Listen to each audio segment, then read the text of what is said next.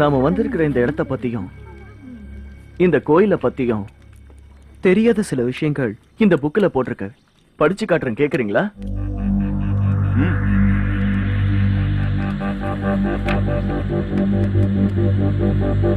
உலகையே தன் கட்டுப்பாட்டுக்குள் கொண்டு வர டாடா மக்கி என்பவன் ஆசைப்பட்டான்.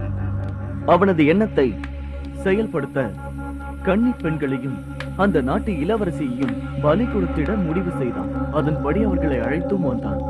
அந்த எண்ணத்தை தவிடுபொடியாக்கிட அந்த நாட்டு மகாராஜா அந்த பலியினை தடுத்து இளவரசியை அவனிடமிருந்து காப்பாற்றினார். நடந்த போரில் டட்டாமாக்கியும் சூனியக்காரியும் இறந்தார்களா என்பது இன்று வரை தெரியவில்லை. இன்னைக்கு வரைக்கும் அந்த இளவரசியை பலி கொடுக்கறதுக்காக அவங்க 2 பேரும் தேடிட்டு இருக்கிறதா சொல்றாங்க. இதெல்லாம் நம்புற மாதிரியே இல்ல. நோ, சில விஷயங்களை நம்பித்தான் ஆகணும். கிரகங்கள் எல்லாம் ஒண்ணு சேர்ற நேரத்துல அவங்களுடைய சக்தி அவங்களுக்கு நிச்சயமா திரும்ப கிடைக்கும். நிறைவேறாத அவங்க ஆசைகள்லாம் நிறைவேறும். அமாவாசையில இருந்து சரியா 21வது நாள் இதெல்லாம் நடக்கும்னு கேள்விப்பட்டிருக்கேன். சரியா சொன்னீங்க. எனக்கு கூட அப்படிதான் சார் தோணுது. என்னோட கால்குலேஷன் மட்டும் கரெக்டா இருந்துச்சுன்னா இன்னும் 2 நாள்ல நடக்க வாய்ப்பு இருக்கு. ஏன் சொல்றேன்னா இன்னைக்குதான் அந்த 19th டே. உங்க கதையை கொஞ்சம் நிறுத்துறீங்களா? உங்களுக்கு வேற கதையே கிடைக்கலையா?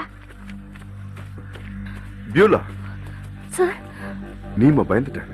ஏய் இங்க வா. நம்மள சயின்டிஸ்ட்ஸ், மறந்துடாத. இதெல்லாம் சும்மா ஒரு பொழுதுபோக்காக பேசுறது. புராணத்துல இந்த மாதிரி நிறைய கதைங்க இருக்கு. ஆனா அதெல்லாம் உண்மை இல்லை. அனாவசியமா மனசு போட்டு குழப்பிக்காத. நீதான் அவளுக்கு தைரியம் சொல்லணும். ஓகே, சொல்றேன். குட்.